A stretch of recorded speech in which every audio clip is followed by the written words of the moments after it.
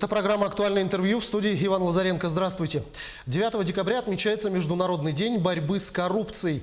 Проблема коррупции является злободневной темой в жизни России и ее граждан. Коррупционные проявления встречаются не только в органах власти, не местного самоуправления, но и в иных сферах, включая коммерческую. Какая из сфер в нашей республике наиболее подвержена коррупции? Как распознать коррупцию и что делать, если столкнулся с ее проявлениями? Какие антикоррупционные меры должны предприниматься в организациях?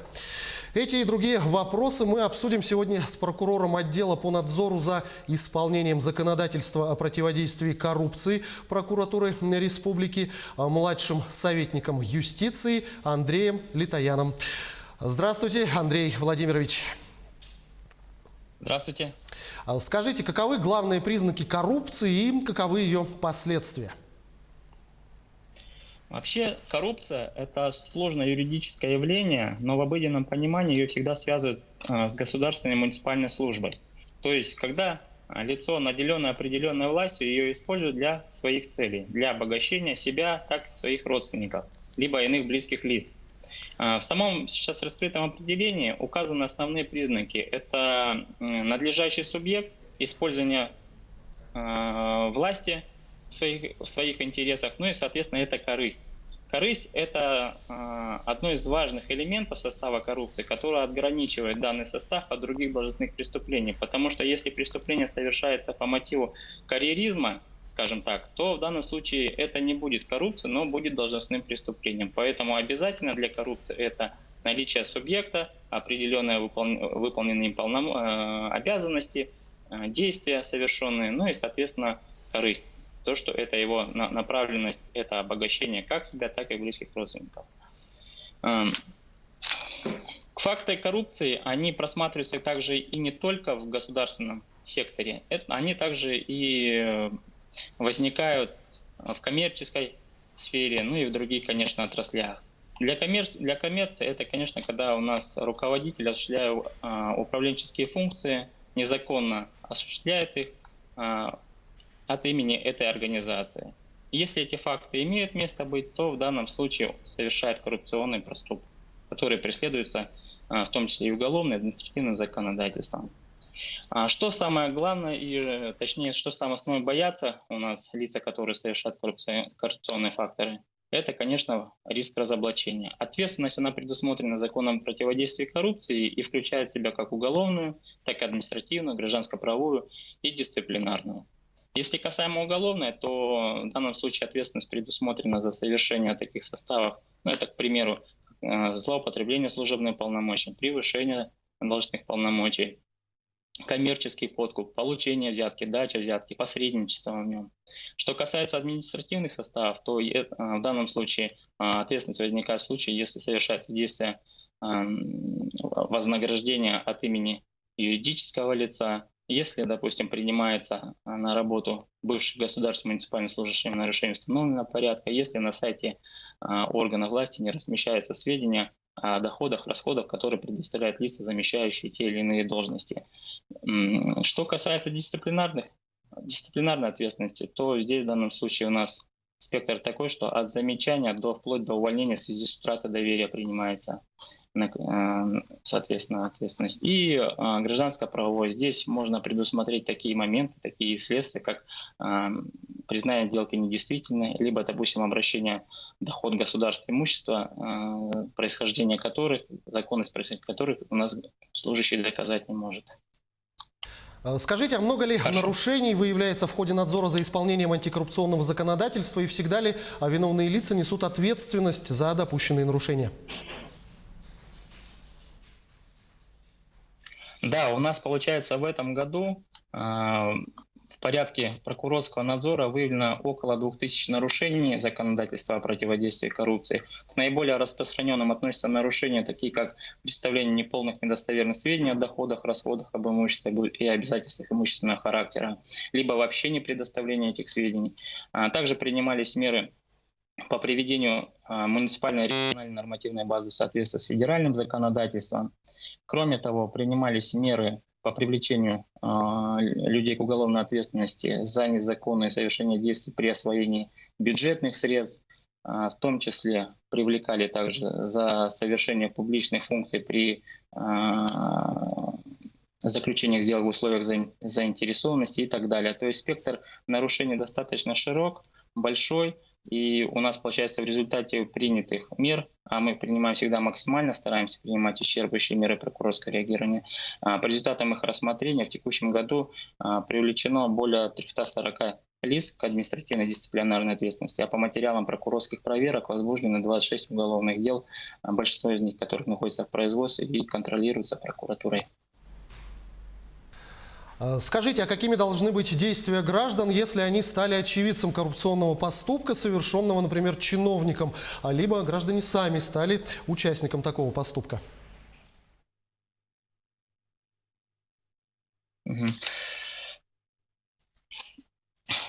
В первую очередь нужно знать и понимать, что касаемо, допустим, возьмем как взяток, что получение взятки, предложение взятки, дача взятки, посредничество – это, конечно, всего это преступление. Поэтому человек ни в коем случае не должен подвергаться влиянию взяткодателя, его каким-то требованиям, сам не должен предлагать. Ну и, конечно, не быть впутанным в ситуацию, когда он может в данном случае быть посредником во взяточнице.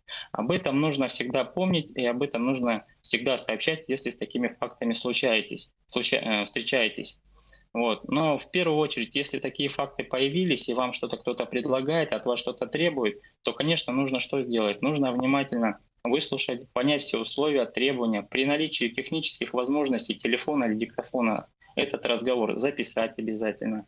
Договориться о переносе встречи на удобную для вас дату, в удобном для вас месте. И, конечно, сразу же после того, как договорились, обратиться к сотрудникам правоохранительных органов. Это обязательно для того, чтобы впоследствии, будучи уже, если вы уже даете взятку, то в данном случае к вам уже никакой ответственности быть применена не может. Бывают случаи, конечно, когда человек осознает позже и уже после того, как дал взятку, уже обращается непосредственно к правоохранительным органам. Это тоже нужный факт, это тоже нужное обстоятельство, поскольку если человек обращается, об этом сообщает, об этом говорит и потом содействует в раскрытии расследования преступления, это также является основанием для его освобождения от уголовной ответственности. Вот. Касаемо это что уголовного блока, есть же и административное законодательство, которое в отношении юридических лиц также предусматривает их ответственность. Если человек об этом сообщает, способствует раскрытию расследования, будучи ее руководителем, либо лицом, который давал это вознаграждение в интересах этой организации, то также организация освобождается от ответственности. Ответственность, она как бы в виде штрафа, достаточно суровые наказания, большие объемы средств, поэтому такие действия граждан, они, конечно, будут идти только на благо и на помощь как самому себе, так и финансовой деятельности организации. Ситуации бывают разные, и многие граждане не хотят сообщать о фактах коррупции, боясь давления, например, со стороны работодателя. Есть ли какие-то механизмы для защиты таких лиц? Да, защита гражданина, который сообщает о факте коррупции, является государственной задачей. В данном случае бывает, когда к человеку могут применена мера ответственности, в том числе дисциплинарного характера, которая ранее сообщила о факте коррупции. Здесь основной защитой является то, что при рассмотрении данного вопроса об ответственности данного гражданина на соответствующей комиссии по соблюдению требований служебного поведения и регулированию конфликта интересов должен присутствовать прокурор. Только при наличии прокурора считается факт этот рассмотренным. В нашей практике уже такие моменты были, и с учетом позиции прокуратуры мы отстаивали права гражданина, который ранее сообщал о данных фактах, от незаконного привлечения его к ответственности. Вот. Кроме этого, как я уже ранее сообщил и сказал, что у нас есть институт освобождения от уголовной ответственности. Если человек сообщает о факте дачи взятки, о том, что он совершил и раскается в этом, и содействует следствию, то он также подлежит освобождению. Как он, так и юридическое лицо, если дача взятки она была сопряжена в интересах организации от его имени. Ну и опять же, если это уголовный блок, то в данном случае государственная защита в уголовном судопроизводстве бывает и как потерпевшие, и свидетели и тому подобное. Поэтому лица, сообщившие и по заявлению заявив желание о госзащите, они в этом будут обеспечены. Также можно сообщить, что прокурорские проверки, они могут проводиться на основании анонимности, то есть человек, если боится, что впоследствии на него могут оказаться какое-то давление, он может либо свои сведения не раскрывать анонимно, обратиться к нам, либо же по его просьбе его сведения о нем, они могут быть конфиденциальными и не быть приданы огласке. Расскажите, пожалуйста, а что такое конфликт интересов, насколько его применение способствует обеспечению порядка и какие сферы наиболее подвержены нарушениям, связанным с конфликтом интересов? Понятие конфликта интересов, оно хорошо раскрыто в законе о противодействии коррупции. Если простыми словами, то это ситуация, при которой личная заинтересованность, как прямая, так и косвенная, она влияет на надлежащее, объективное и беспристрастное исполнение должностным лицом своих обязанностей. В данном случае конфликт интересов, эта ситуация, точнее, связанная с конфликтом интересов, она может сопровождаться выгодой имущественного характера как непосредственно должностного лица, так и других лиц, которые связаны с ним в силу родственных отношений, корпоративных, и иных отношений.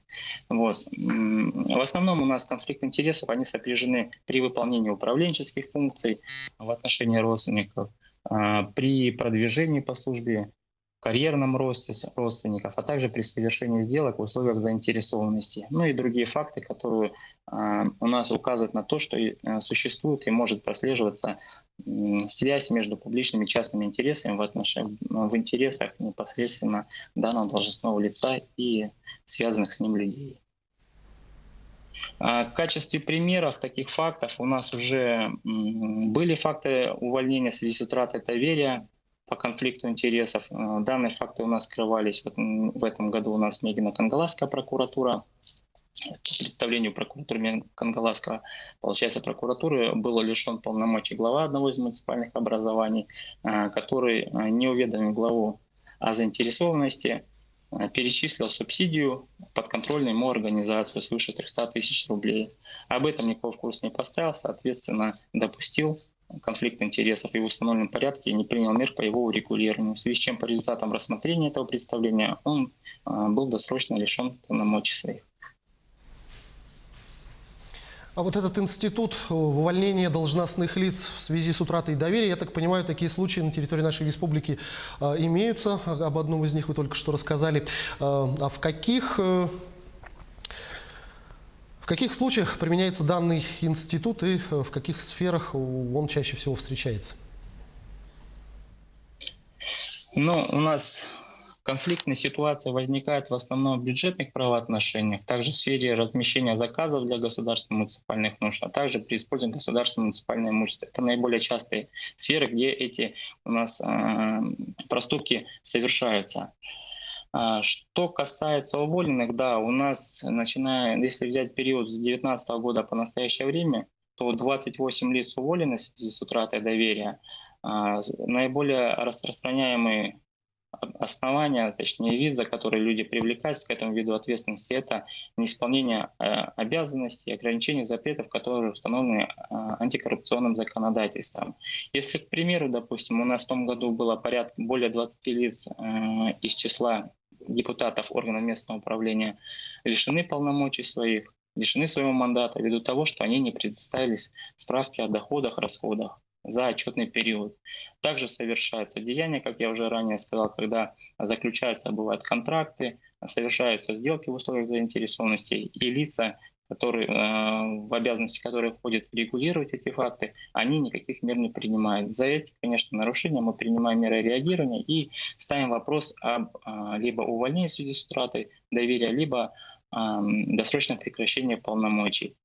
Нужно тут иметь в виду, что информация об увольнении в связи с утратой доверия, она направляется для отражения в реестр, который ведет аппарат правительства Российской Федерации на соответствующем сайте. И в течение 5 лет информация о факте увольнения в связи с утратой доверия, она будет находиться там. Это к чему нужно? К тому, что, допустим, люди при последующем трудоустройстве не предоставляют трудовую книжку, либо ее предоставляют в чистом виде, либо не сообщают о том факте, что в отношении него данная мера принималась.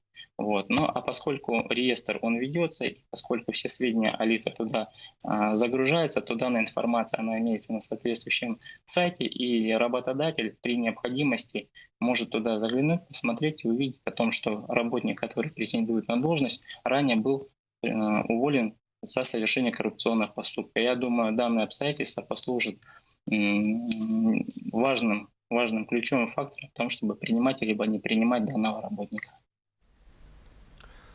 Если говорить о мерах по предупреждению коррупции, то обязаны ли организации принимать такие меры и какие последствия могут возникнуть в случае неисполнения ими обязательных требований? Да, обязанность принимать меры по предупреждению коррупции, она установлена законодательством, федеральным законом о противодействии коррупции в статье 13.3. При этом эта статья приводит ряд тех обязанностей, которые организация должна принять. То есть оно может предусматривать в организации ответственное должностное лицо, которое будет отвечать за коррупцию, за ее профилактику. Также оно регулирует порядок взаимодействия между организациями и правоохранительными органами. Также на выбор предлагается устанавливать антикоррупционные стандарты, кодексы этики служебного поведения, также положение о конфликте интересов, ну и другие мероприятия, которые организация в силу своей специфики и деятельности должна будет принимать для того, чтобы нивелировать либо сократить возможность проявления коррупционных факторов в своей деятельности. Это нужно для чего? Для того, чтобы в последующем, даже если получится ситуация, что работник в интересах организации бездумно предложит вознаграждение должностному лицу, этот факт будет установлен. Организация понесет ответственность по статье 19.28 за вознаграждение от имени юридического лица. Там довольно большие штрафы, миллионы рублей, поэтому если все мероприятия, которые законодательством предусмотрены, не будут исполняться, я думаю, таких фактов не будет.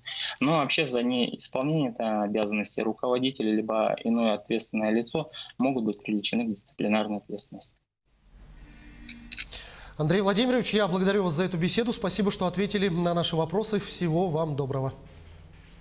Спасибо. До свидания. Это была программа «Актуальное интервью». На борьбе с коррупцией мы говорили сегодня с прокурором отдела по надзору за исполнением законодательства о противодействии коррупции прокуратуры Якутии, младшим советником юстиции Андреем Литояном. Берегите себя, обязательно носите маски, дезинфицируйте руки и соблюдайте дистанцию в общественных местах. До встречи в эфире.